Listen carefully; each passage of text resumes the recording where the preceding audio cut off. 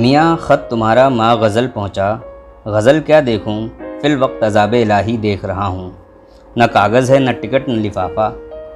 اگلے لفافوں میں سے ایک بیرنگ لفافے میں لپیٹ کر اس تحریر کو سپرد ڈاک کر دوں گا۔ تم نے دلی کا حال پوچھا ہے، میاں اس کے مقدر میں تو اجڑنا ہی لکھا ہے، کبھی انسانوں سے کبھی آسمانوں سے۔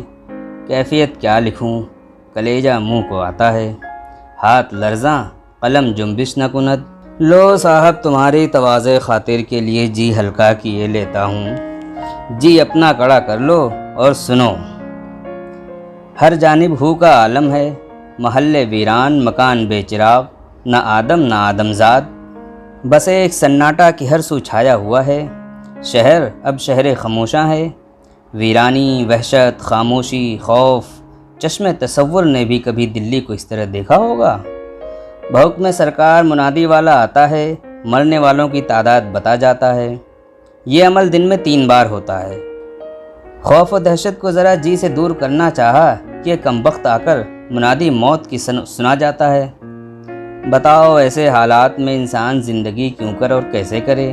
صاحبان عالی شان کا فرمان ہے کہ ہر انسان چھوٹا بڑا مرد و زن اپنے مکانوں میں محصور رہے تا دم فرمان ثانی۔ خلاف ورزی باعث سرزنش شدید ہوگی، حکم حاکم مرگ مفاجات۔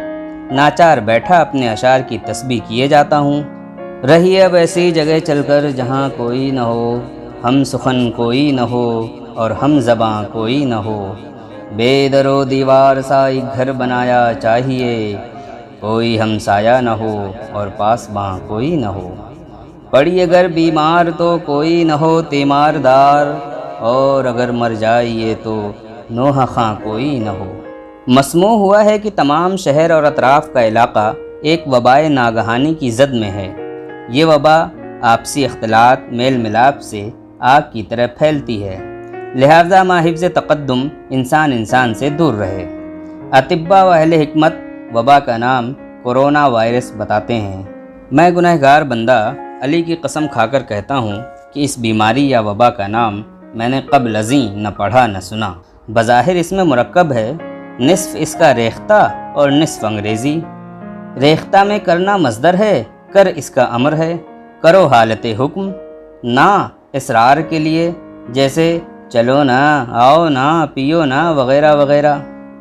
وائرس لفظ انگریزی کا ہے، میری فرنگی زبان میں ایسی استعداد نہیں کہ مفہوم تک رسائی ہو۔ فرہنگ سروری میں بھی یہ لفظ موجود نہیں۔ قرین قیاس احتیاط مفہوم ہو سکتا ہے، یوں جان لو کرو نا احتیاط۔ رو بکعبہ کہتا ہوں کہ میں موت سے نہیں ڈرتا، مگر وبا میں مرنا مجھے پسند نہیں۔ ہوئے مر کے ہم جو رسوا ہوئے کیوں نہ غرق دریا، نہ کبھی جنازہ اٹھتا نہ کہیں مزار ہوتا۔ ان حالات میں مخلوق کو خالق سے رجوع ہونا چاہیے۔ توبہ استغفار ہی نجات کا راستہ ہے، انسان معذور و مجبور۔ گزشتہ دنوں میرے کرم فرما محسن و مہرباں راجہ نریندر سنگھ بہادر والی پٹیالہ کا فرستادہ کارندہ غریب خانے پہنچا۔ 3 بوتلیں لیکویور کی راجہ صاحب نے تحفتاً بھجوائی تھیں، دے گیا۔ گویا اسے رسد سمجھو، میاں تم نہ سمجھو گے، یہ بہت قیمتی اعلیٰ درجے کی انگریزی شراب ہے، مانند قوام رنگت قرمزی، ذائقہ نہایت لطیف اور نشہ دیر پا۔